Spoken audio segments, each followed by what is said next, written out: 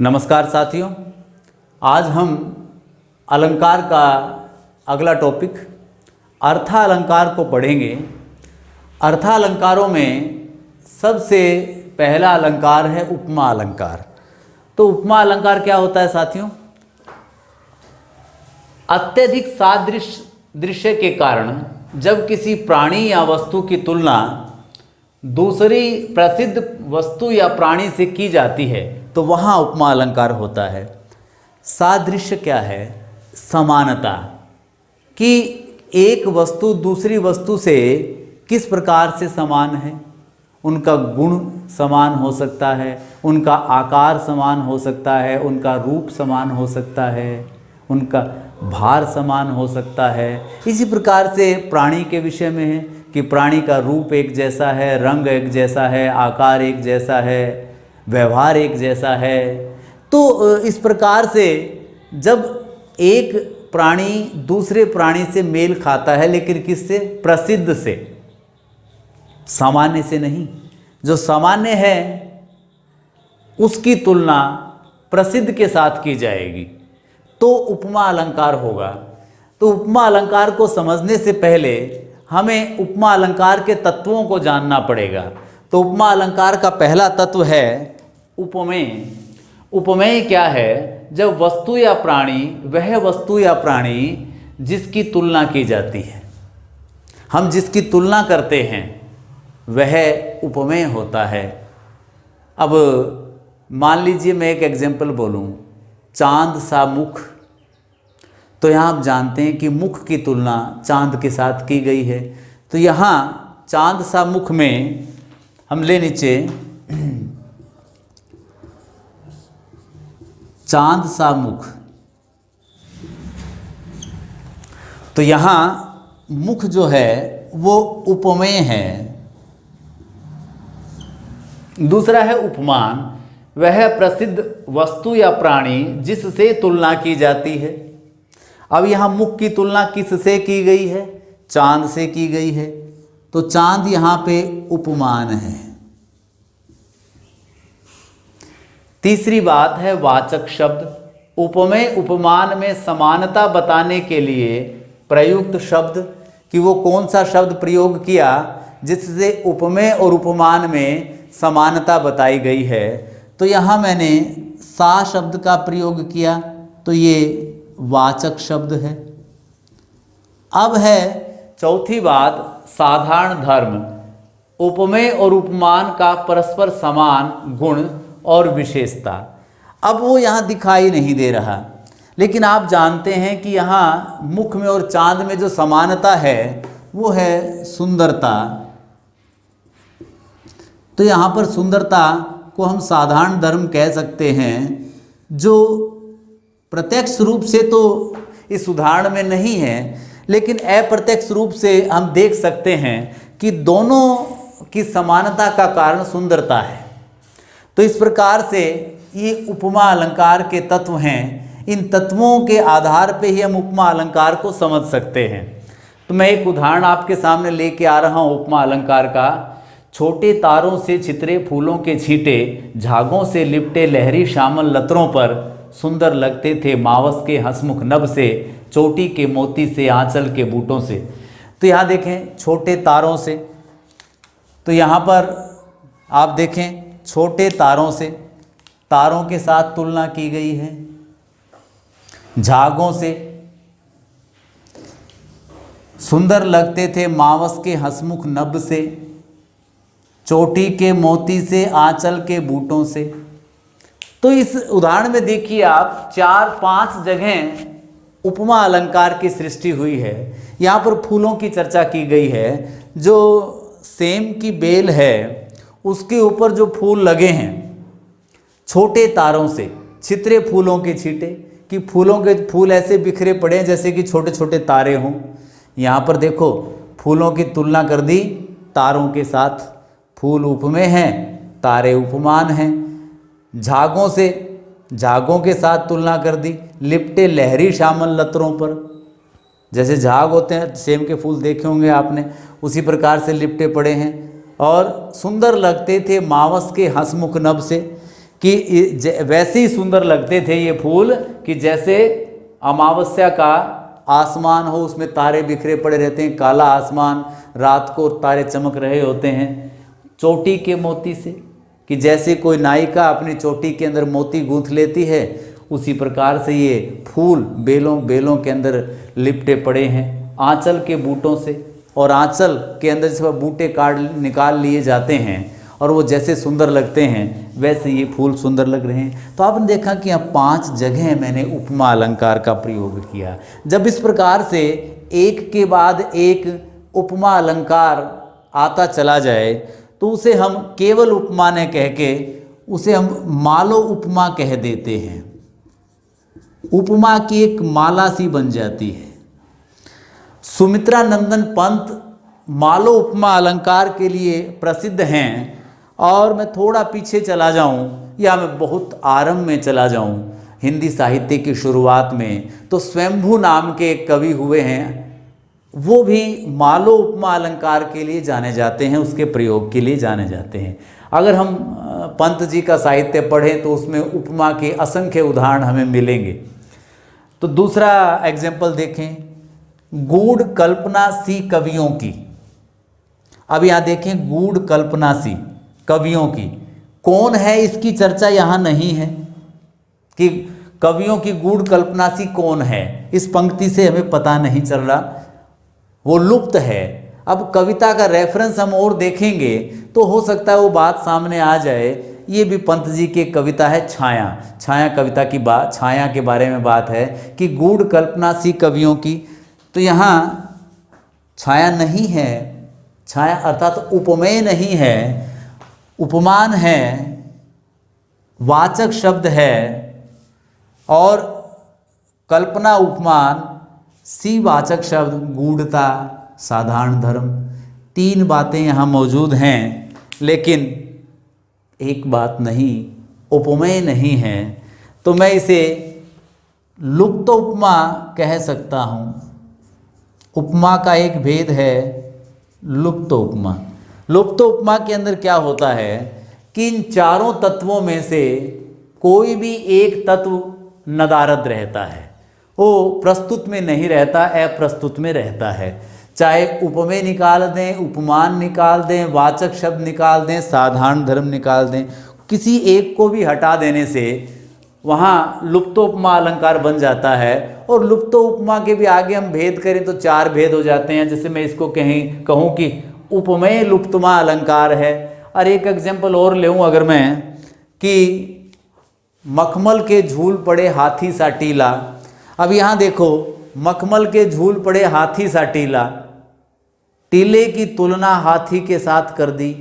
टीला भी है, हाथी भी है, वाचक शब्द भी, उपमेय, उपमान और वाचक शब्द तीनों हैं, लेकिन साधारण धर्म गायब है, विशालता कहीं वर्ड आया नहीं है। तो वहाँ भी इस उदाहरण के अंदर भी देखें तो यहाँ पर भी लुप्तोपमा है, और हम इसको कहेंगे साधारण धर्म लुप्तोपमा अलंकार। तो इस प्रकार से इसको कह सकते हैं। एक एग्जाम्पल और लेंगे, सुवासित भीगी हवाएं सदा पावन माँ सरीखी। अब ये देखिए, भीगी हवाओं की तुलना माँ के साथ कर दी। यहाँ पे सरीखी वाचक शब्द है, पावनता साधारण धर्म है, हवा उपमेय है और माँ उपमान है। तो यहाँ चारों चीज़ें मौजूद हैं, चारों के चारों मौजूद हैं। तो इसको हम कहेंगे पूर्ण उपमा।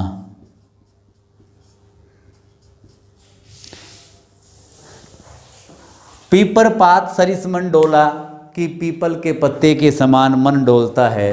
तो यहाँ पर भी उपमा अलंकार है। सरिस वाचक शब्द और मन उपमेय, पीपल का पत्ता उपमान और डोलना साधारण धर्म।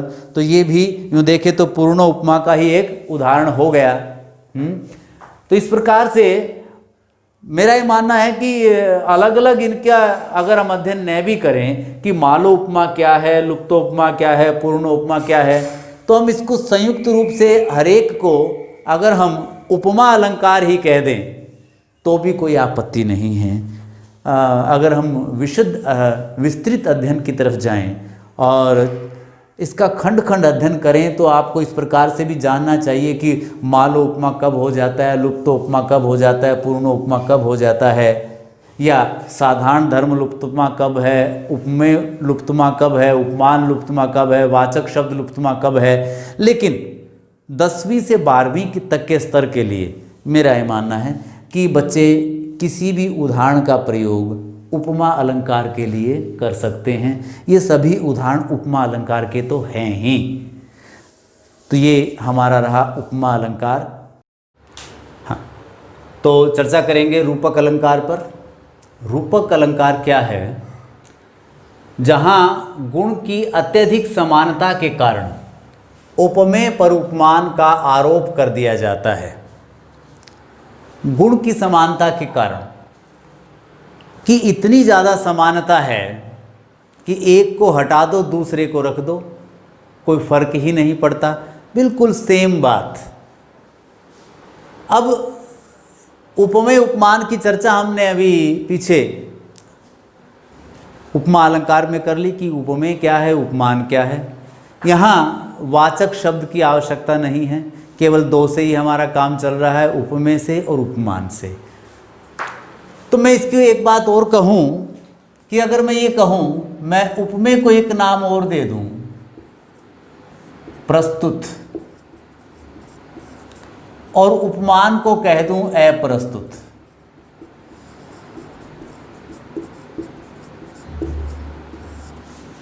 प्रस्तुत जो है और अप्रस्तुत जो वो प्रसिद्ध जिसके साथ हम कंपेयर करेंगे, जिसके ऊपर जिसका आरोप करेंगे उपमेय के ऊपर।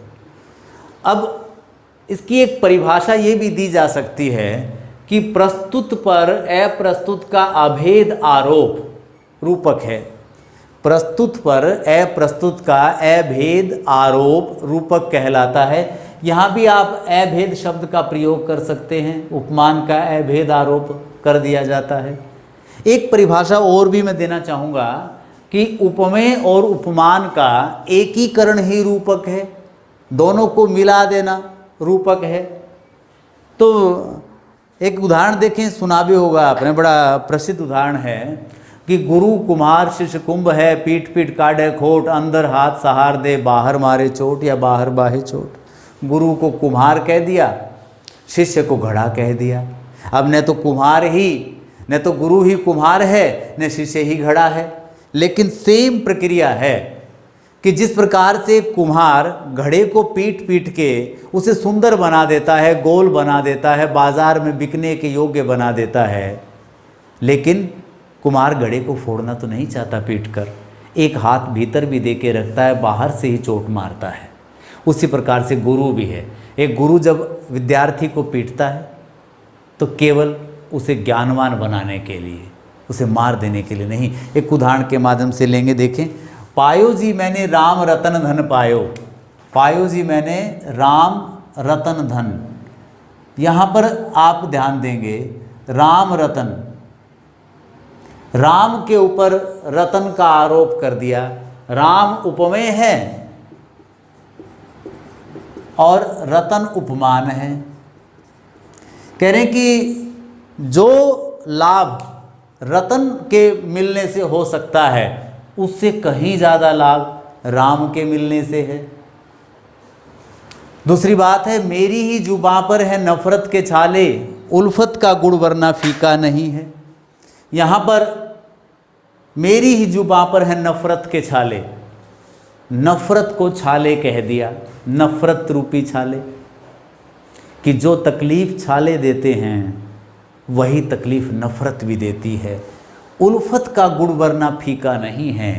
उल्फत का गुड़, उल्फत को के ऊपर गुड़ का आरोप कर दिया कि जो मिठास गुड़ में है वही प्रेम में भी है।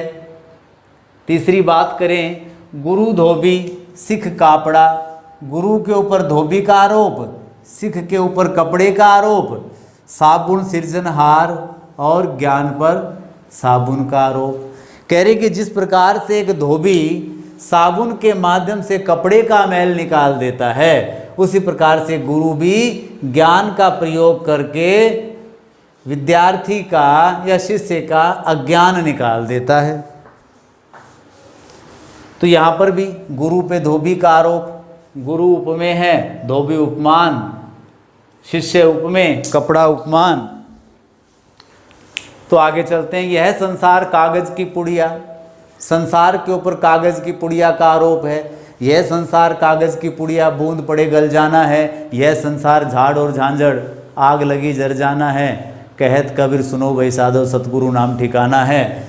तो यहाँ पर कबीर जी ने संसार को कागज की पुड़िया कह दिया, संसार के ऊपर कागज की पुड़िया का आरोप है। क्षणभंगुरता है दोनों में, न संसार ही स्थायी है न कागज की पुड़िया ही स्थायी है, कि बूंद के पड़ जाने से जैसे कागज की पुड़िया नष्ट हो जाती है, उतना ही क्षणभंगुर जीवन मनुष्य का भी है, इस संसार का भी है, कभी भी नष्ट हो सकता है। अक्षत पुलकित रोम, मधुर मेरी पीड़ा का चंदन रे। क्या पूजा क्या अर्चन रे। महादेवी जी की एक कविता है, क्या पूजा क्या अर्चन रे। इस उस असीम का सुंदर मंदिर मेरा लघुतम जीवन रे। तो उसी की एक पंक्ति है, अक्षत पुलकित रोम। अक्षत कच्चा चावल होता है जिसको पूजा के अंदर प्रयोग किया जाता है। तो कह रहे हैं कि मेरे जो पुलकायमान रोम हैं शरीर के, वही कच्चे चावल का काम करते हैं। मधुर मेरी पीड़ा का चंदन रे, और मेरी जो मधुर पीड़ा है वही चंदन है।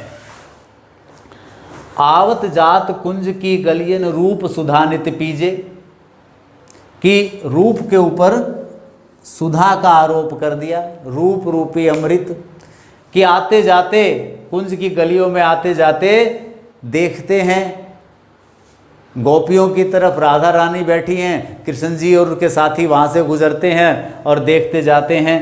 तो कवि कह रहा है कि आवत जात कुंज की गलियन रूप सुधानित पीजे, कि रूप रूपी अमृत का पान करते हैं। एक बड़ा सुंदर उदाहरण मैंने रूपक का जब मैं अर्थालंकार समझा रहा था तब भी दिया था, कि बीती विभावरी जागरी, अंबर पनघट में डूबो रही, तारा घट उषा नागरी, खग कुलकुल सा बोल रहा, किसले का अंचल डोल रहा, लोय लतिका विभर लाई, मधु मुकुल नव रस गागरी, बीती विभावरी जागरी। तो ये और भी बहुत एग्जाम्पल हैं। रूपक बड़ा प्रचलित अलंकार है। विज्ञान यान पर चढ़ी सभ्यता डूबने जाती है, यहाँ पर विज्ञान पर यान का आरोप कर दिया। तो इस प्रकार से रूपक अलंकार है। धन्यवाद।